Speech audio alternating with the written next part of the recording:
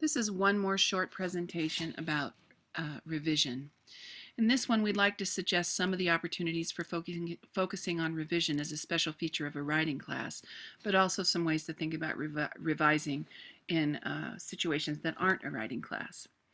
In rhetoric and composition, we think of revision as a key ability for writers. By this, we mean that the ability to take a piece of writing and, using reflection and feedback, improve it, will make you a more capable and flexible writer. We hope that you will take away from your writing classes first the ability to step back and think about any draft, to identify what's working and what's not, what's present and what's missing, what's proportional and what's under or overemphasized, and second then, to use an ever-developing repertoire of tools to make adjustments both large and small that will address the draft's limits and possibilities, all for the better. We're sure that you've encountered writing situations where you weren't able, especially on the first try, to meet the requirements of that situation, especially when someone else's expectations are at stake. We want you to be able to work fruitfully to bring your writing into more productive alignment with writing situations and the expectations of your reader. In a writing class, you have special opportunities to focus on your own writing process, to see how your drafting process, say, intersects with your research process, or how the ways you have to begin to develop your ideas can expand so that you have more tools. You also have the opportunity to practice both giving and receiving direct feedback.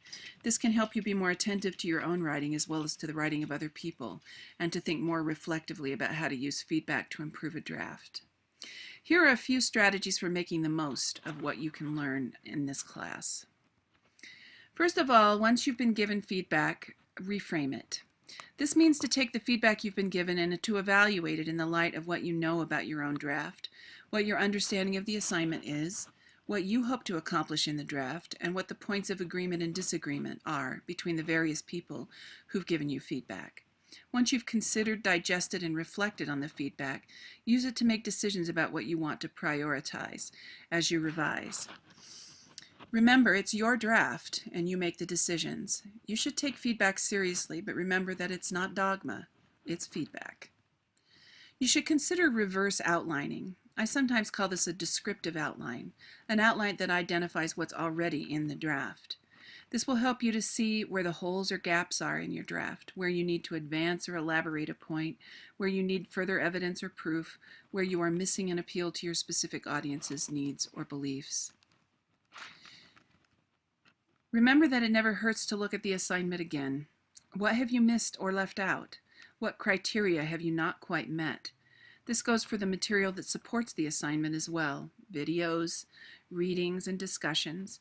What can that material add to your understanding of the writing assignment, and thus your understanding of your piece? What about when you're not in a writing class? You probably already know that in other classes you may or may not have an attention to process or opportunities to get and give feedback, or even opportunities to revise. Here are a few strategies that might help you revise on your own.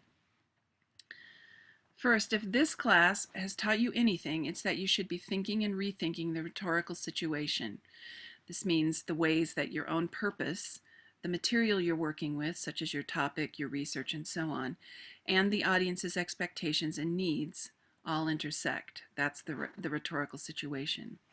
When you're in a writing situation that's not a writing class, you should try to use everything you know about the writing situation to shape and then reshape your writing.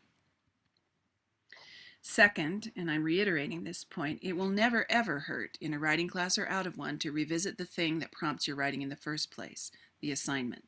What does it tell you? What don't you understand in the writing assignment? Don't hesitate to ask your instructor for more information or advice. It probably goes without saying that your instructor will be more happy to help if you don't ask your questions the night before an assignment is due. As you look at your draft, try focusing on what's missing. Is it a required part of the assignment? Is it a link between your evidence and the point you're trying to make with the evidence? Is it an example to support your point? Is it enough research? Is it high quality and academic sources? Fussing around with punctuation isn't likely to help much when you're missing an important element of the piece. The Purdue Online Writing Lab suggests that you focus on several elements as you prepare to revise. Find the main point and make sure that the piece is focused on that main point throughout. Make sure you have key elements of your rhetorical situation, your readers and purpose, in mind and in line. Be truthful with yourself. Is your evidence first rate, reliable, trustworthy? Do all the major and minor parts of your piece really belong?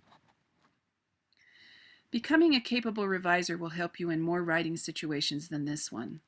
It depends upon your willingness to really re-engage with your piece when you come back to it, to see it as it really is and not as you wish it were, and to be willing to move things around, delete irrelevant or unuseful material, add new material where your argument or evidence is thin.